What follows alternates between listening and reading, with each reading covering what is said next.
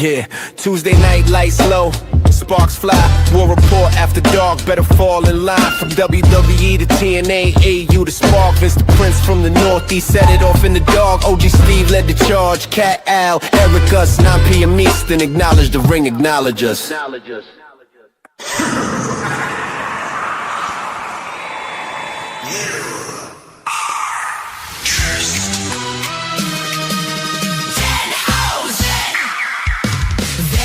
Very nice, very evil, very nice.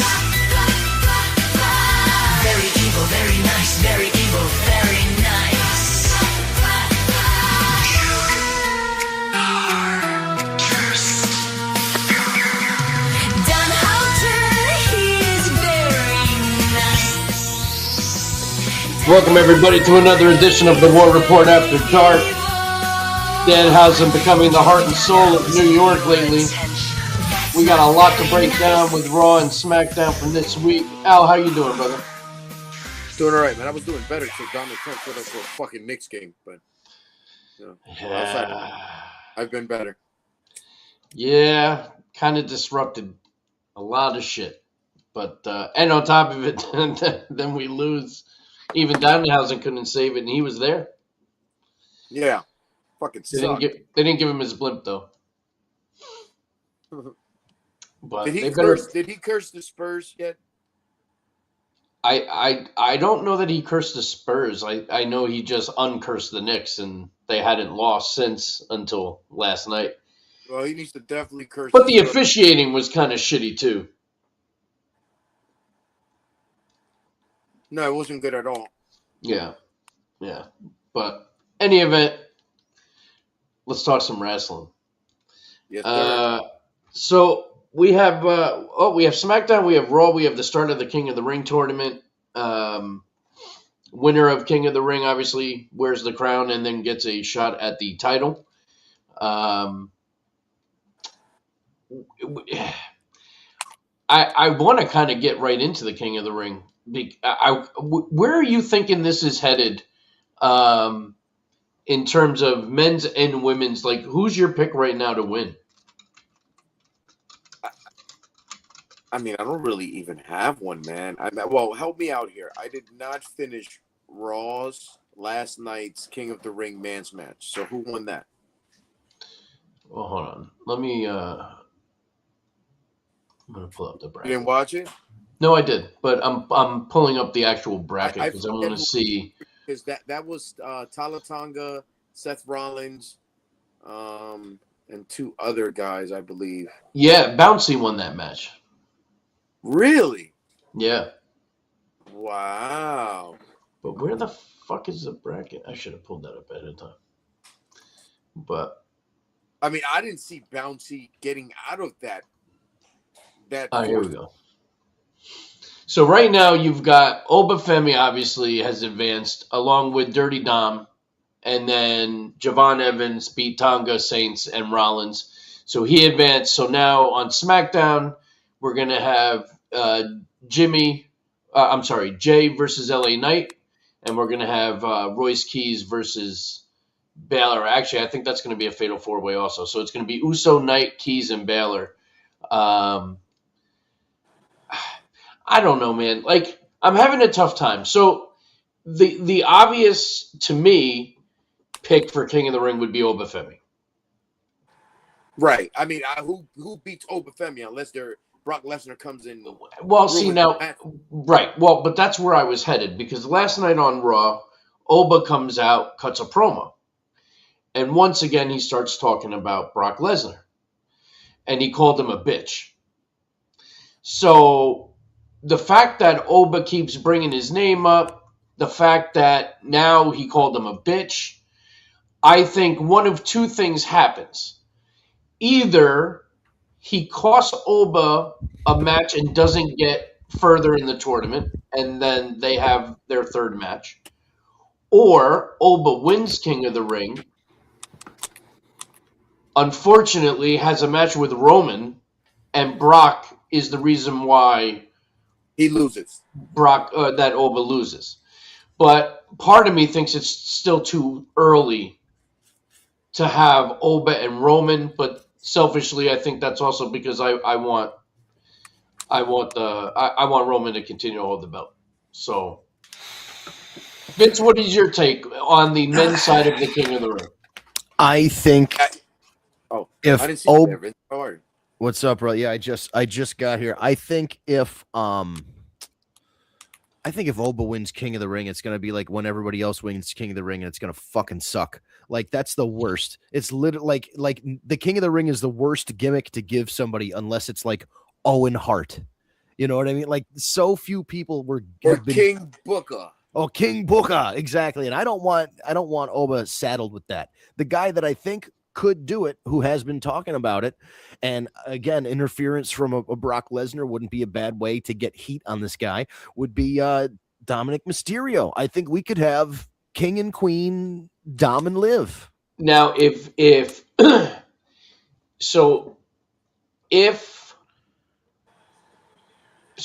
have Oba versus Ray now is going to be the next matchup. Yeah. So that means Brock has to return this coming week. It could be. I mean, listen, you never know with Brock Lesnar because he'll show up, but he hasn't had a match on Raw since like 2002. Right. That's correct. Crazy. So I don't know. I mean, the obvious pick to me would be Oba, but I would love to see Dirty Dom win and then have Liv. I think that would be awesome.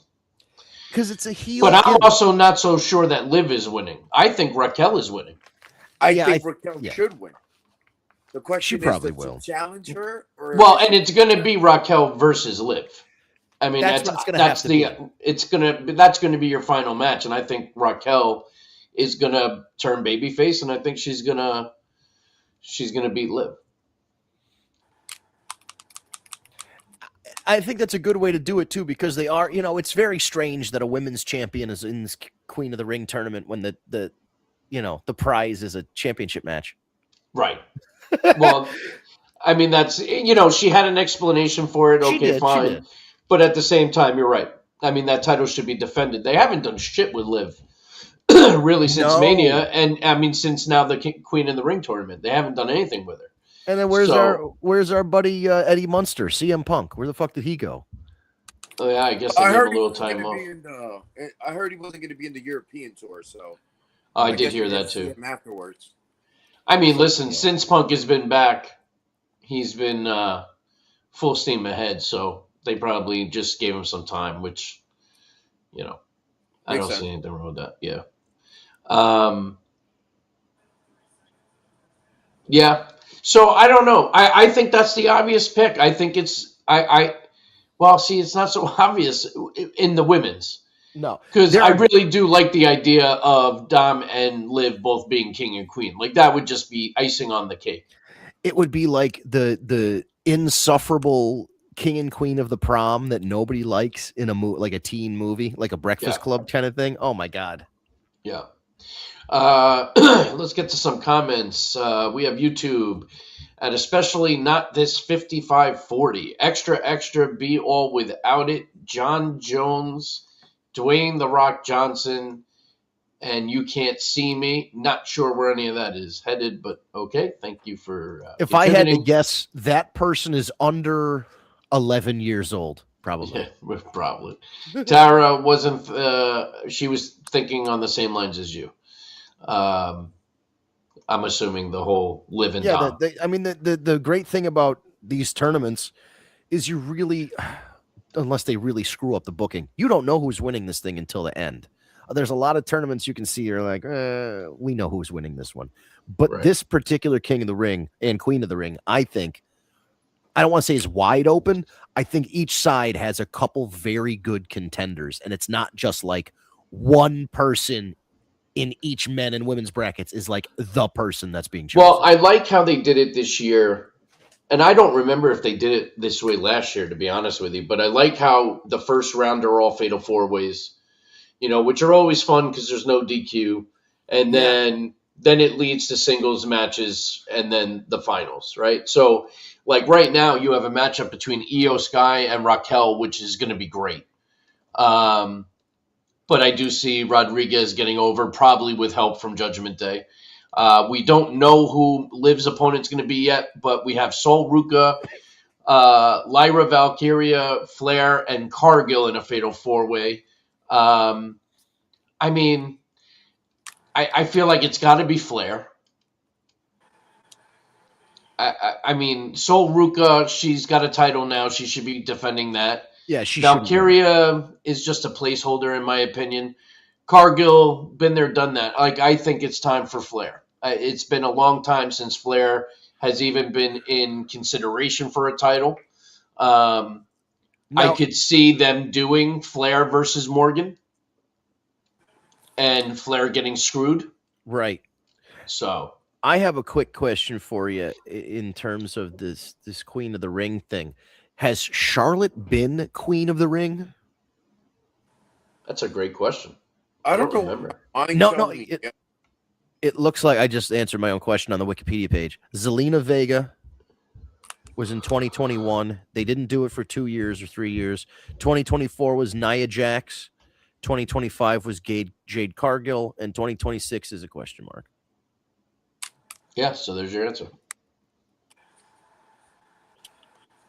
And I think considering all the accolades that Charlotte Flair has accumulated over the years, it would only make sense that you would want to put your Queen of the Ring crown on Charlotte so that when she retires, you can go look at her stats, world champion, blah, blah, blah, Queen of the Ring, Hall of Fame speech. And it also kind of legitimizes Queen of, because look at Zelina Vega, Nia Jax, Jade Cargill. Aside from Jade, and you might be able to make an argument for Nia, not really a superstar lineup of Queen of the Ring winners. Right. There's no pristine like the guys have it. Exactly. If Liv or Charlotte, one of those two will, they will give value to the Queen of the Ring. Yeah. I don't know if this is the year for Charlotte to win, but I do agree that by the time she's ready to hang it up, she needs to have that in her resume, that she is a former Queen of the Ring, because she's the queen. So it makes sense for her to have at least won the tournament once. But I think this year, my gut sticks with Rodriguez, and she's going to split from the Judgment Day. How long have we been predicting? And I think Roxanne's going to be splitting also, because they've been teasing the hell out of that. How long have we been predicting this friggin'? This is the same as A-Town Down. We're going to be talking about this for 18 months. I know. But they have been planting those seeds. I mean, even with Roxanne, like now she's stirring the pot and saying, I would love for it to be come down to you and Raquel, because either way we win. But Liv is kind of changing the subject quickly, because she's like, yeah, like it's mine. Like Liv is not going to let Raquel win unless Raquel takes Liv out. And I think that's, and I could see Roxanne going with Raquel and maybe keep them together, Yeah, because I think, that's not their act has already kind of been established. It's a good little duo, and Liv doesn't need Raquel. You know what I mean? It's not one of those things where it's a shock. She turned on the little one there, and then now she's with Liv. It's like that doesn't work as well. It's the other two work better. Liv's a solo act. Liv and Dom. That's really all you need. Yeah, I agree. 100%. So we had SmackDown. Gunther is protesting that he was cheated. I mean, based on the replays and the correct positioning of the camera, he's not wrong. His foot was under the rope. Therefore, the count should have never even transpired. Cody, obviously, in the moment, didn't know. And he has been very, very open about anytime, any place. The whole easy to find, hard to beat deal. And is willing to give Gunther the rematch. So we're obviously... we're getting that.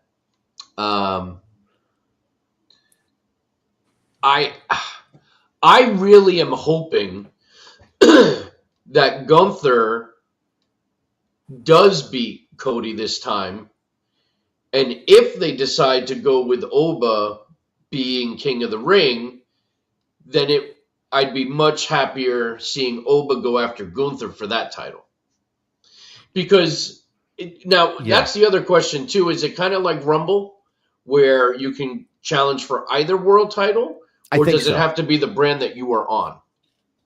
I think you can choose either, and it would make so much more sense to then have an Oba Gunther feud, and then you can get Brock involved either as singles matches with either of those guys or in a triple threat because they all have history. You could switch, because if you think about it, Roman's been telling Jay that he has to go after Cody for the title. That's right. That's so right. You could choose whichever champ you want. And what's her name too? Judgment Day's been talking about that too, with what's her name, with Vega, not Selena Vega, with Raquel. They've been saying, yeah, you're gonna go after Mommy's belt, or what? I mean, right. So she's not going after Liv's belt, right? That's true. For Liv, when she wins, she's going after Mommy's belt to be a double champ. Tara agrees, even though she's sick of Gunther getting title shots, but he hasn't. It's really justified. He hasn't gotten that many title shots, though. He's only had 2 against Cody. Right. And asking or demanding this rematch is justified. He got fucking screwed. Yeah, he got screwed. And, listen, God bless Cody. He can be the top babyface and top T-shirt seller without the world title. We know this in wrestling history. You don't have to. Look at Danhausen. That guy's never going to be world champion. He's the number 2 most so in the entire damn company. So take the belt off Cody, give it to somebody else, roll the dice. Because you know what? If whoever you pick doesn't work, you put the title right back on one of the other main event guys. It doesn't fucking matter. I look forward to Danhausen segments more than anything else right now. Everything he's doing is absolutely gold. The whole setting up his own lair and has this Frankenstein type of shit that he's working on. I'm telling you right now, you know who it is? I think it's Baron Corbin. I think Corbin's returning. He's going to be the one, but they should do it like Frankenstein, where like he loses control. And this is like an evil Danhausen. Like he should wake up with the Danhausen paint. And he's like an oversized Danhausen, and he's just out of control. Yeah, and that's pretty much what we're looking at. Is whoever it is going to be some giant person with Danhausen makeup, just like the little people were. It's going to be great. It's going to be absolutely great. Can I tell you? Let's keep the little guy around. El Torito playing Mini Danhausen, because I don't think this is the last we're going to see of the minis. No, I think that whole thing is great. Listen, it's the reason this gimmick would not work in AEW and didn't is because AEW spends more time in the ring than they do outside of the ring. And if it's a promo segment, it's an interview, it's 2 people running into each other in the locker room and having an argument or a brawl. It's stuff like that. WWE does this outside the ring stuff a little bit differently. So this is right up his alley. My only concern is that they're going so hard, so quickly at this guy with the merch and the this and the that, and he's really hot. Is like, where does it go? Like, I don't want it to just be like he was hot for a year and then everybody fucking forgot about him. You know what I mean? Right. I you know what? If they stay on the trajectory that they're on with him, I think this is going to be like an R-Truth type of deal where it's going to go on for years and years and years, and you're never going to get tired of it because he's just great at the gimmick. And he's not bad in the ring either. Like he can go. His promos are great. He's in character all the time. He's taking over the world with this whole Knicks thing. Like he's the most popular guy in Manhattan right now. Addie's with us. Hey, Addie. Hey, Addie. Tara says hi as well. So yeah, I mean, I love it. I really do. You need some comic relief, and he's just great. Yeah, that's the role he should be in. Now, he wanted to wrestle more. That was his big bugaboo with Tony Khan, was he wanted to wrestle more. Maybe he wanted to be used, period. I mean, he was never even on TV. He was on TV very briefly. I think, honestly, I don't think Tony Khan liked him. I think Tony Khan signed him because it was like, oh, well, the internet was big on Orange Cassidy, and we signed Orange Cassidy, and he became big. So the internet's big on Danhausen. We'll sign him. Maybe he'll have the same kind of thing. And it's a different style. You know, it's apples and oranges. It's like comparing WCW and WWF back in the day. It's two different programs that kind of do the same thing. And Danhausen's just a better fit for the WWE stuff. Well, and listen, when the WWE puts everything they got behind you, it's crazy. It's very difficult to fail. For a mid-card act? That's right. And they put everything into this. I mean, they're letting him do his thing, and it's getting over. Guys like Test are literally rolling, and Lance Cade are rolling over in their graves. Oh, yeah. That they did not get this kind of a push when they were a mid-carder. And not that those guys, you know, it's not comparable. It's a comedy gimmick. But, I mean, Jesus Christ. Like, they had guys. Lance Cade was earmarked to be a future world champion, and nothing ever happened with him. Crime Time, supposed to be tag team champions. Nothing ever happened with him, and now one of them's passed away. You know what I mean? It's a shame, too, because they were good. Yeah, and there's a lot of mid-card guys that were real good and never got the shake they deserved. So good for Danhausen for getting something that a lot of mid-card guys usually don't get. Yeah, Danhausen. He is probably by far my favorite. I wouldn't say mid-carder. I guess you could call him a low-carder, right? Because he doesn't really. He's not really a mid-carder per se. Yeah, he's not really wrestling. Absolutely my favorite low-carder in the whole WWE. Next to, obviously, R-Truth. There's just, even if the show sucks, but as soon as he comes on TV, you smile. Because you just can't wait to hear what he's going to say.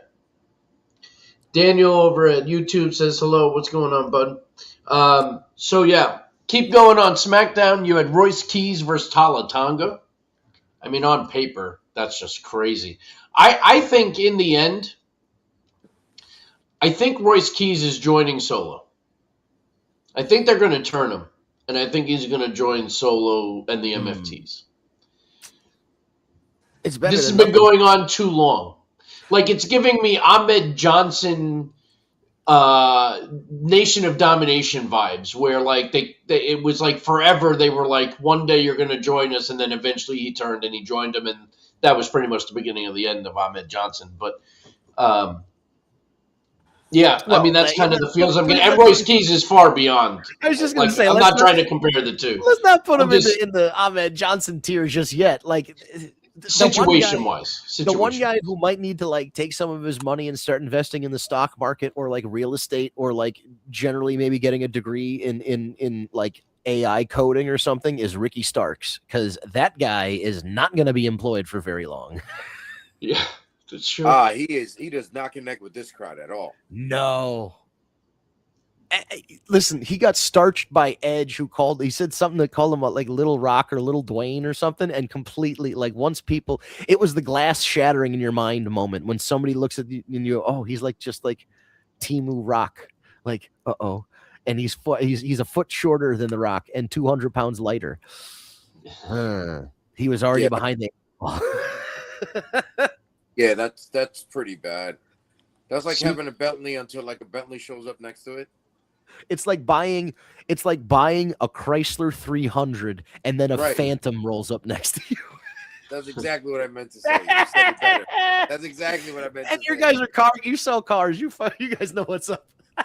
That's funny. That's shit, funny. This is the Bentley. That's funny. Interesting tag team.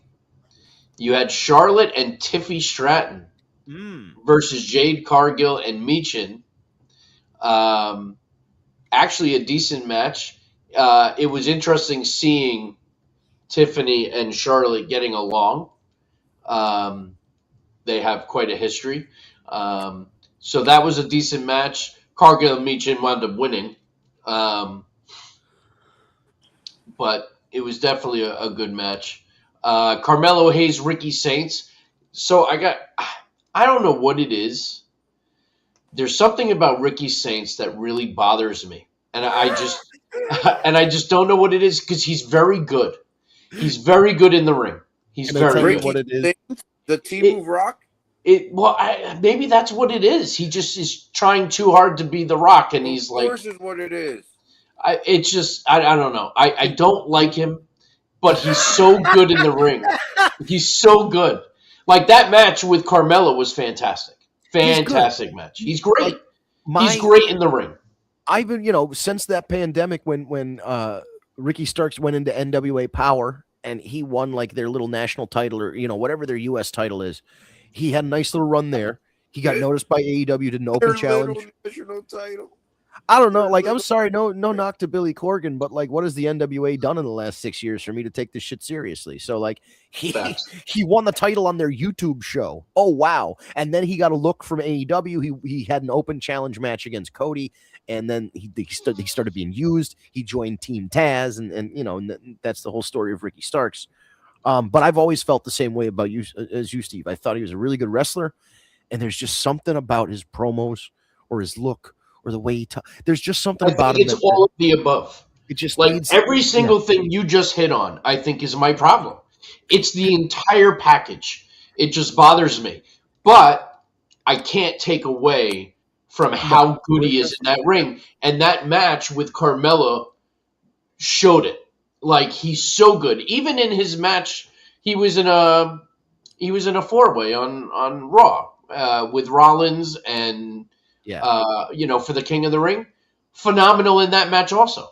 Absolutely phenomenal. I can't fucking stand him. Can I tell you who I think Ricky Starks looks like? Either there was, I want to say, a little girl with pigtails on the ABC cartoon Recess, or he looks like the Hispanic kid, what's his name, Santiago from Backyard Baseball.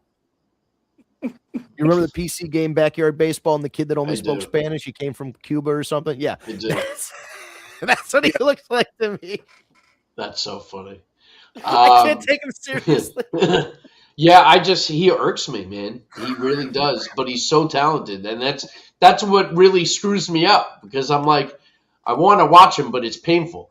Right. But it's not because of his abilities. It's just everything that comes along with it. So I don't know. Maybe if he got a fresh makeover, like all the way around, from look to how he cuts a promo to his mannerisms, maybe I'd feel differently. But until that time, he's gonna irk me. We did have Lash Legend versus Chelsea Green. I love what they're doing with Chelsea, trying to BFF up Stratton. They are eventually going to get on the same page, and they're going to be a great team.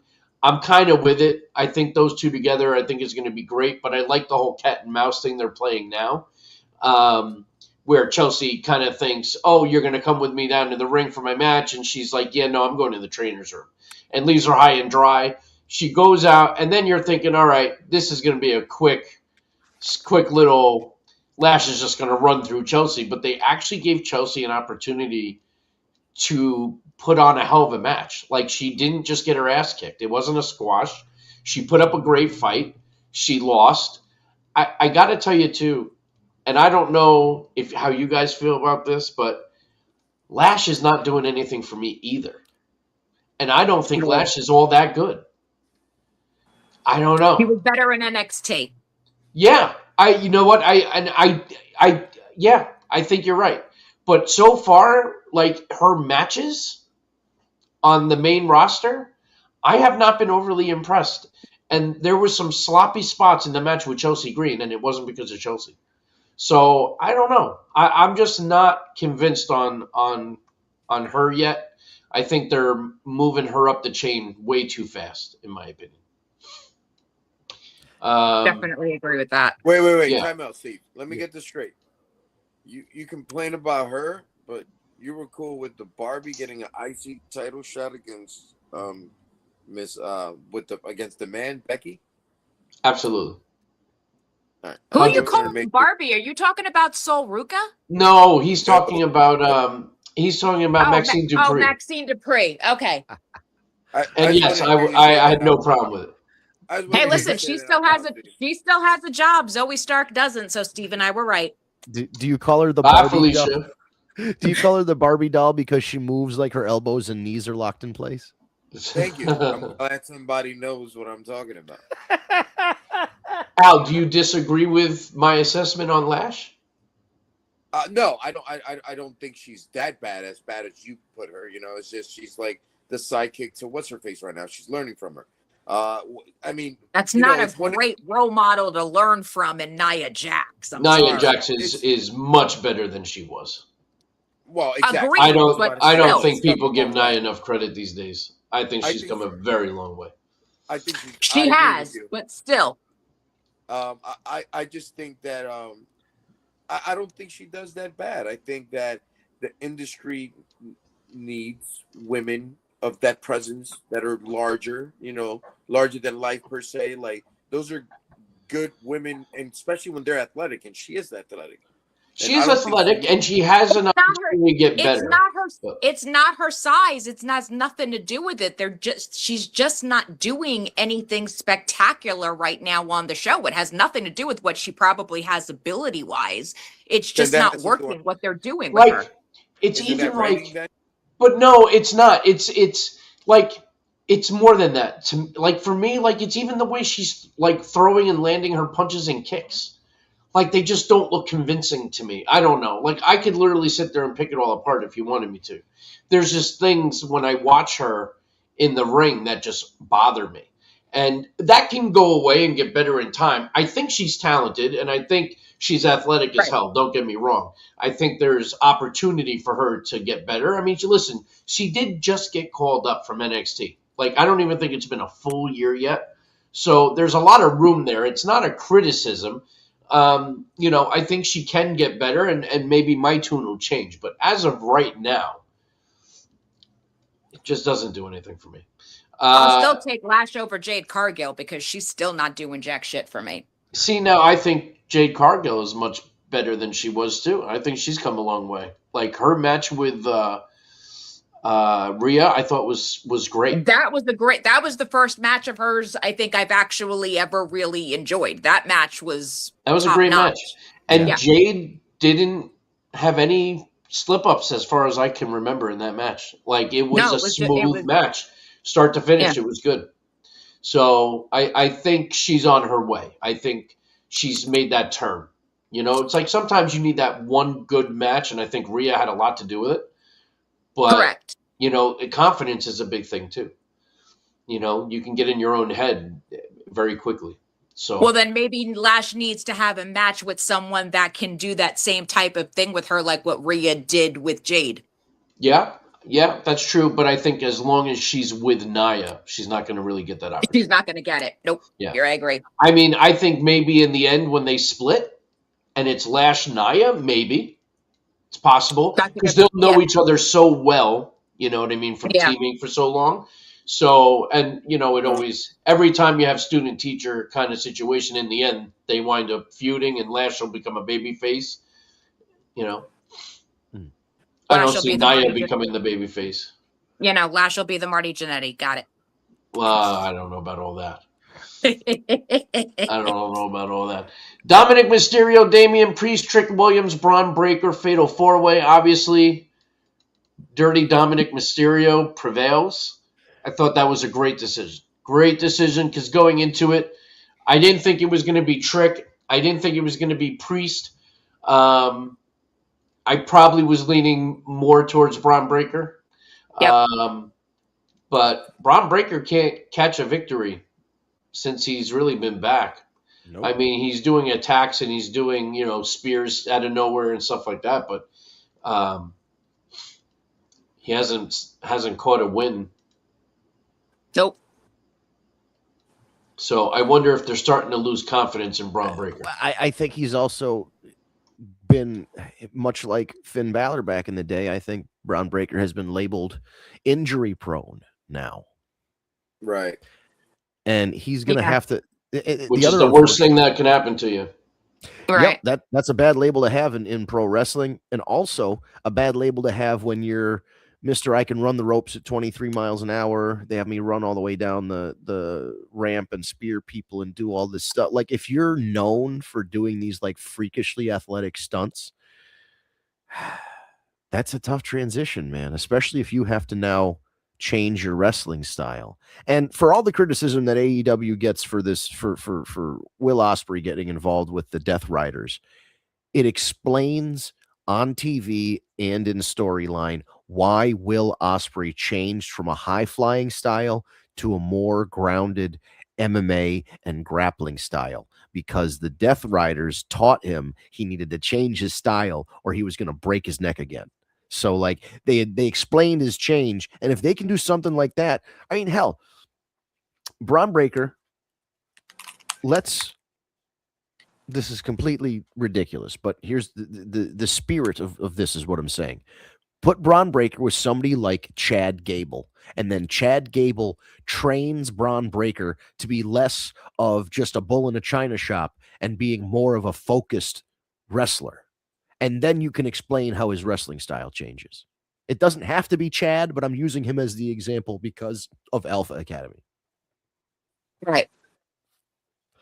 Because I don't know, you can't have this guy popping hamstrings and Achilles tendons and shit running through the, like, I don't know if he's not stretching. I don't know if they're just asking too much of him and he's can't keep up with it physically, but like, listen, he's gonna have metal legs by the end of this. They gotta freaking figure something out. Yeah, it's becoming a problem. I mean, he's gonna, it's, if you look at, but you can also say too, like, they are plagued with injuries right now. Yep, that's. I mean, the entire fucking Vision is out on injury except for Austin Theory, which is the worst member, by the way. right. You know what I mean? How does, I never want to advocate for anybody losing their job, and I'm not saying he should be fired, but how, through all of these roster cuts, has Austin Theory survived? It makes no sense, Steve. It makes no sense. I don't know. I have to tell you, though, I have liked Austin Theory the most in this run with the Vision. I haven't really been a fan of Austin. I think he's always been talented, but he never really did much for me. You know why you like him, Steve? What? Because you barely hear him fucking talk. That's why I was just going to say, yeah. He's not doing the friggin' face with the teeth and the tongue and the, yeah. Well, no, you're right, because they have Heyman to do all the talking.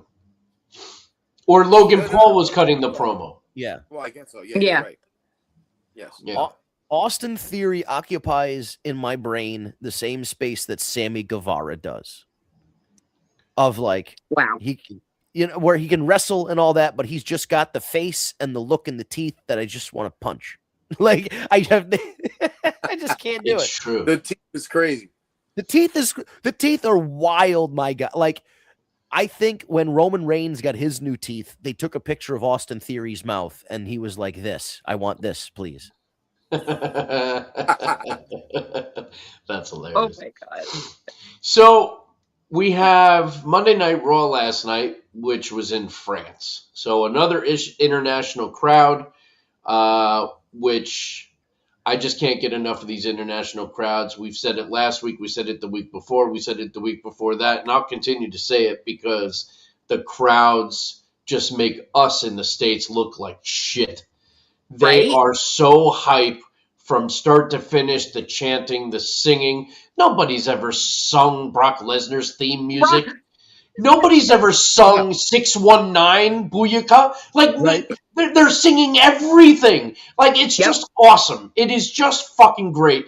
And it starts off with Oba coming out, cutting a fantastic promo, interrupted by Dom, which is great in itself, to then Oba no-selling a chair shot from behind from J.D. McDonough, who then punches the...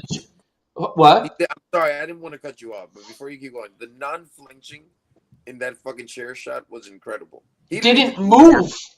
He didn't move. Didn't blink. Didn't flinch. Didn't move. Nothing. And then punches the chair into his face. And then as he goes to grab him, in Dirty Dom fashion, he comes from behind. 619 to Oba. Dominic goes up to the top. He gets caught. And then Oba launches him halfway across the ring. Goes to set him up for the fall of grace. JD pulls him out. Exciting shit. I love Dom's promo. Respect the stash and the whole fucking thing. It's great. Everything is great. But there's no way in hell he beats Oba unless Brock Lesnar shows up. Or the entire Judgment Day. Right. There would have to be a lot of, I mean. Oba can take out the entire Judgment Day, no fucking problem. Unless they brought back Damian Priest and R-Truth and Danhausen, and they're all part of the group. I want They that to cursed him. happen. I want that to happen on SmackDown, where because R-Truth still insists like on bringing it up every so often to Damian Priest about Judgment Day, and then with Finn Balor on SmackDown now, I want Danhausen just be like, "Oh, Judgment Day, let's go to the lair," like you know what I mean? Just like all of them. He's like, "We're in the group. I ride a bicycle." Bing, bing. Like he rides. Danhausen rides the Jigsaw from Saw bike in. He's like, "Where's your motorcycles, guys?" You know what I mean? Like shit like that. I would love that. He's the greatest. Where's Dominic? Wait, there are two of you? How did you clone it? You have a cloning machine? Show me your cloning machine. What's up, graduate? That's What right. up? Officially a high school graduate. Crazy. Yeah, Carmella What? Fun Party. Now you got to Yeah, move she out and get a graduated job, high damn it. school? That's true. She graduated high school last week. Yeah. And I just came home from a date with my boyfriend. Oh, Jesus Christ. What the Moving hell? on, we had Alexa Bliss versus Chelsea Thank you. Green versus Liv Morgan versus Becky Lynch in a fatal 4-way for the Queen of the Ring. As Thank you, expected, Steve. you're welcome. As You expected. You didn't want to hear a Yeah, story you're from a welcome. 17-year-old girl about dinner Oh at the please! Waffle House? Do you know how every time I'm with my daughter, I have to hear about the next boy she likes. Oh, So Uh-huh. we just keep the conversation moving. We just changed the subject. Exactly. Right. That is a very parenting thing to do. Yes, Yes, keep it moving. So you had the fatal 4-way. Obviously, I think everyone expected Liv Morgan to go over. It was a great match, though. It was Yes. a great match. I enjoyed it. Everyone got their stuff in. I enjoyed it, and I liked the finish too. Like it's just in typical fashion. God damn it, Chelsea's so close, and she just can't get the cover. But I Can we enjoyed get a that. title? Yeah. But can we get a title defense for Liv, please? Right. What's I mean, that you're about? not getting that until after Queen of the Ring is over. Right, but this isn't getting annoying now because it's been Well- since WrestleMania. Well, so you weren't on at the beginning, and we did. I apologize. No, it's fine. We did have the same frustration. Like, what do you do when you haven't done shit with Liv? And why is she in the tournament when she's the champion? But the Thank you. idea that in the end you could quite possibly have Dominic as King of the Ring and Liv as Queen of the Ring Correct. is something that can just be its own thing. Go, you know what I mean? Like, Absolutely. I the agree. more we that- talk about that, I want to see that more than anything. I agree with that part 100%, but it just gets under my skin that she hasn't defended that title once. She Yeah, hasn't that's- even been in a feud since WrestleMania. Yeah. They've done Yeah, nothing exactly. with her, which is Yeah. crazy. Sol Ruka, Lyra Valkyria, I thought one of Sol's best matches yet on the roster. She hit the finish without a problem. I thought it looked great. So that was a good match. Obviously, Sol's going to win. She's beyond over. The crowd was singing her shit too. They sing everything. They sing everything. They It's hum amazing. to shit. They sing to shit. They do it all. So we got to talk about LA Knight. And I got to tell you, he has been on the money lately. When he goes and talks about the Oofa Loofah and everything else and gets the Usos to crack on TV is just everything. I love this feud with LA Knight and the Bloodline. I liked it during the first run. I'm liking it again now. I do think this is going to obviously lead to an LA Knight heel turn. And I'm all for that at this point. I think he could use a change. I could see a heel turn working well for him. But I love everything they're doing with it. I also love how Jimmy and Jay backstage kind of gave orders to Jacob, and Jacob's like, nah, don't get it twisted. I acknowledged my OTC. I acknowledged Roman Reigns, but I didn't acknowledge any of your punk asses. So there's still that friction within the family, which is great because Jacob's still a little unhinged, and it looks like the only one that's going to have control over him is his tribal chief. Conspicuous by his absence last night. Well, which makes sense because I mean, last time I checked, he was rated higher in the WWE 2K game than both the Usos. So, like, why Well, that's should true. he enter to them? And he is confirmed for next week. So Yeah. I mean, listen, I can't complain. Roman has been around so far, so I ain't mad Yeah. at let him have an extra week off. I'm good. Um, we got to talk about Penta versus Rey Mysterio. That Yeah. match was so great. You know, Yes. it's like you watch Ray now and you can tell, like, he's lost a step. He's not the same Ray, obviously, that he was 20 years ago. He's older. He's going to lose a step. But him and Penta together was a fantastic match. And then Yep. I love the end where they get beat down by Ethan Page and Rusev. They rip off Ray's mask. And who's the one to save the day? Chad fucking Gable. Yeah. Who is the biggest babyface on Monday Night Raw right now next to Obafemi. And he comes out and he's the one that gets the mask back on Ray, you know, so that it's not exposed to everybody. And he's apologizing and he's winning the respect of all the luchadors. I can't wait to see what they're going to do with Chad Gable. I can't wait to see how badly they're going to fuck this up for the third or fourth time for this guy. I know. Well, I mean, it obviously looks like he's going to have some kind of match now with Rusev and Ethan Page. Maybe he's going to team up with the Luchadors. But hopefully they, you know, it's going to be hard for them to really screw up this next Gable run because he is so over now with that crowd. Yep. Because the respect that he earned from that mask match was everything. No, I mean, you know, it goes a long way having a match in a moment like that and having a story which wasn't even really built up on American television. It was built up 90% of the way on AAA. And people still, it crossed over.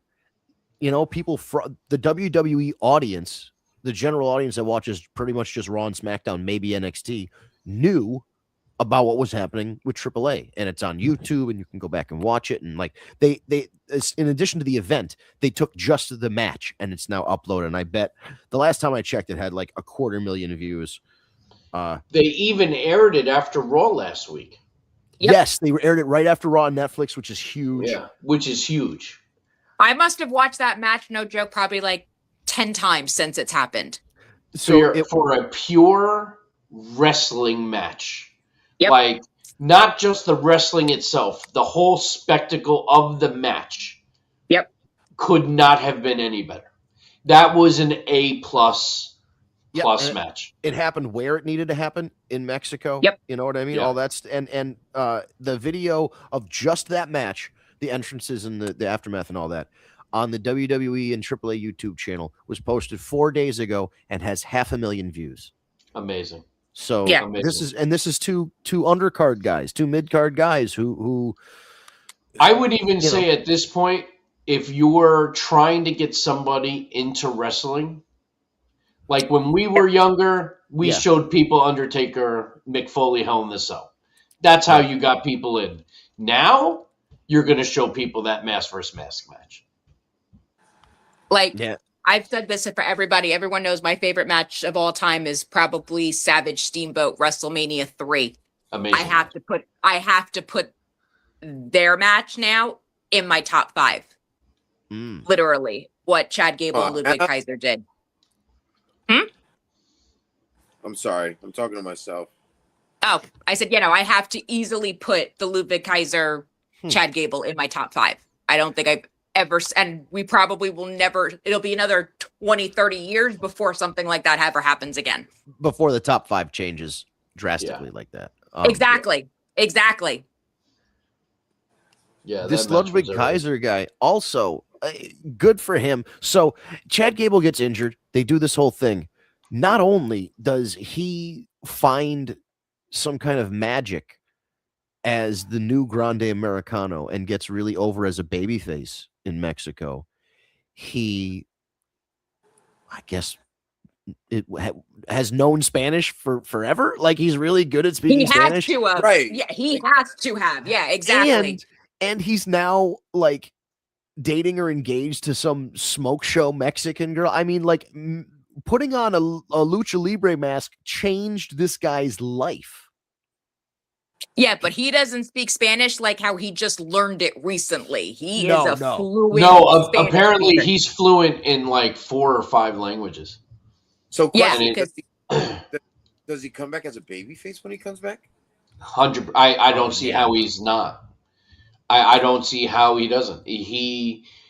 Well, it was an interesting story right, because if you because go to when the American channels, like Ludwig Kaiser was the heel They and did the Chad opposite. Gable was the face. You go down to Mexico and it's the complete opposite. yeah, Right. That's why I'm asking: does he come back as a face or a heel? that's actually a tough question. We'll have to see, and we have to see because he might just stay in Mexico for a while, and we might It's not a only bad see place him in to be right AAA. now. No, not especially when Hell, you look at- have the mega. What Triple Mania, whatever they call it, and it's Yeah. going to be Yeah. September 11th and 13th in Vegas. Yep. And look at like what it just even did with the War Raiders and everything. Yeah, Oh yeah. It's really crossing over and everything, and it's making a big deal. It's freaking fantastic. I just don't want it to become more WWE than AAA. Well, so You know what I mean? Like you need to showcase your Psycho Clowns and your iguanas and your shit like that, and Right. and not rely so much on the WWE roster. Because like even Right. now Bailey's making a big thing over there now. Because she's been appearing. Like it's great, but I don't want it to just become another brand for WWE. Like let them showcase their stars because they have some talent over there. But Bailey at least is also Hispanic though, so it's Yeah, of not course. that's why her reception is going so well and everything down there as well. No, of course, I get it, but I just don't want No. it to be the whole locker room of WWE now is all we're going to see in AAA. You know what I mean? Yeah, I hear you. Dirty Dom is a champion. The War Raiders are a champion. Like well, Ludwig I- Kaiser. Right, right. From what I've heard, these 2 Triple Mania events that they're putting on in Las Vegas on the 11th and 13th of September they're going to have a live crowd, but they're not big arenas. They're like No. smaller civic arenas in Vegas, and it's really going to be an industry event. Alvarez and Meltzer were talking about it, and that the hopes. So WWE is going to fly out executives or decision makers from different cable networks, and they're trying to get AAA a TV deal in the United States. Whether or not that changes the way that the show is written or booked or whatever, it includes more WWE people than the Mexicans. I don't know. We've yet to see, but the test is going to be those 2 shows. So whatever they're presenting that day is what they're presenting to the TV networks to say this is what the show will be like every week. So that'll be I something agree. to keep track of. So Tara says, speaking of his girlfriend, I have to admit it bothered me that she gets fired and all he gets is a slap on the wrist for the elevator incident. So first of all, you have to really learn how to blur the lines between reality and pro wrestling. They're using it story based. If she was fired, she wouldn't have a ticket and be front row. It was staged. She's still a part of the roster, and nothing happened to Ludwig because in the end, they found that Ludwig did nothing wrong but defend his girlfriend because some asshole made a racist comment, and I would have done the same fucking thing. Yep. Oh yeah, Exactly. So I applauded Ludwig Kaiser on Absolutely. that one. Sorry. So you got to learn that there's blurred lines. Most of the time, if it's something related in pro wrestling, it's a work, and there's something within it. So her being they'll ringside and showing the ticket, that was all planted. That's right. But they they take mixed real the life kayfabe- stuff. They took a real story, put it into kayfabe. Yeah. Well, look, hey, listen. One of the greatest storylines we ever lived through was I know Edge, what you're gonna say. Lita, Yep. and Matt Hardy. Damn Because straight. that was real, and they were Right. able to be professional and make it work on TV. And I mean, that was when Matt Hardy really got over. Yep. You know what I mean? That was I mean, that was one of the first times the crowd demanded they bring somebody back, and they listened. Yep. That was the wildest thing ever because he came out. Matt Hardy was fired. He interferes like a couple weeks later in one of Edge's Ran through the matches. crowd Right. with a wife beater on and jeans. I remember like it was yesterday. And he's just Yep. yelling, I'm ROH, I'm ROH. And then they let him wrestle for Ring of Honor for a little while before coming Yeah. back, which is also Yep. crazy. They Yeah. weren't doing Yep. that back in the day. They weren't doing it in 2006 or whatever it was. They weren't doing it back then. Yeah. But it's, you know, sometimes the best wrestling stories are able to blur that line. And the biggest example of that in our history is the NWO in WCW. Yep. When Hall and Nash made their appearance and they blurred that line between were they invading or were they really a part of the roster? And then they created this brand. You know, and that was a revolutionary storyline in pro wrestling, and that's what ultimately started the Monday Night War. 100%. Then you add Goldberg in the mix, and then forget it, they were off to the races. Al's Go ahead, favorite. Al. But the reality is, go ahead. Goldberg, fuck him. But the Nice, reality is, when he started his winning streak, he was the biggest thing. He was bigger than Hogan at one point. And that's Yeah. not easy to do. So all that combined with the NWO, it changed the industry. And it made WWE better. That's the other thing is like even now, I think they weren't in the last year or so until maybe in the last few months, they weren't considering AEW as competition, or they weren't, you know, they weren't comparing themselves match by match. And I think now with WWE being a little bit down and AEW being on the way up, WWE is looking at it and going, oh, okay, we got somebody nipping at our heels. We've got to try and do something now. And that's Right. usually when WWE is at its best, when they have competition, when they have something at stake. We saw what happened for 19 years. They had no competition aside from TNA and ROH, and the show stunk. Like that Hell in a Cell match between, God bless him, Bray Wyatt, rest in peace, and Seth Rollins. That was like the peak of WWE shittiness right before AEW. Never debuted. thought I'd see a DQ in a Hell in the Cell match. Yeah. Unbelievable. Unbelievable. But Insane. all that to say, now we're in a different position. AEW's been around for 6-7 years now. They're not going anywhere. They've got TV deals in place. You got to treat them like Yeah. they exist. And when you've got Moxley, Kenny Omega, Will Ospreay, all those guys, you know, Konosuke Takeshita, Kazuchika Okada at the top, your guys got to step up. And, you know, maybe it's Gunther's time to step up and run with the world title for a little while, see what he does. Maybe it's time for Oba. Maybe, you know, maybe you pull the trigger on a Trick or a Javon with one of the mid-card titles. Try some new shit, man. Like you're Well, Trick does have a mid card. Yeah, Trick does. No, that's right, because he just won it at that last fucking pay-per-view. Holy Yeah. shit, there are too many events. Jesus I know. Well, Christ. that's the other problem. There's too many. But long story short, this is their opportunity to try this. Like they're in a position where, like, when times were tough, Shawn Michaels and Bret Hart stepped up. When that started, you know, when that was going, when they were transitioning out, The Rock and Stone Cold were transitioning in. We're at a point where not that Cody's at the end of his career or Roman Reigns at the end of their career, but they are trending towards retirement, and you've got new guys coming in. So let's get those new guys in the mix. Yeah. No, I agree. You're not wrong. Well, on that note, ladies and gentlemen, we have reached the top of the hour. Wow. Oh my God. That was Oh my- quick. That was incredibly fast. Damn. Right? So, geez, that'll do it for this week. We'll be back next week, next Tuesday, 9 p.m. Eastern time for another edition of the War Report After Dark. We live stream the video version of the podcast on both Facebook and YouTube. So if you're a friend of Steve's on Facebook, or if you go to Tag Me a Date, all you do is throw that in your search bar on Facebook, hit the thumbs up or the follow button. Our live stream will show up in your news feed. Or if you go to YouTube, type Tag Me a Date in the search bar, hit the subscribe button and then the notification bell, and it'll send a notification to your cell phone or your tablet letting you know we go live in the next 30 minutes.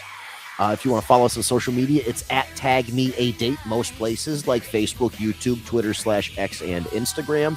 If you want to follow us on TikTok, it is the War Report Podcast. Just put all that in there. The War Report Podcast.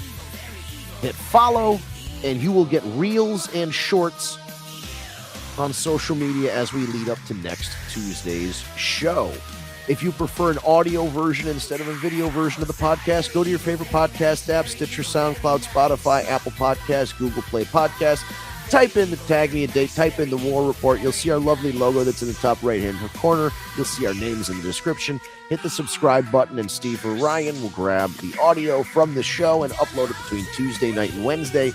And as long as you're subscribed, you don't have to do anything else. They'll upload it, and it will go right to your phone or your tablet, so you can take it with you on the road or to the gym or whatever else you're doing that day. Thank you, everybody, in the comments. Leave a like or a share on the way out. It helps with the algorithm. We'll see you next week, 9 p.m. Eastern Time, for another edition of the War Report After Dark. You are cursed. Have a great week. Very nice, very nice. Very evil, very evil, very evil.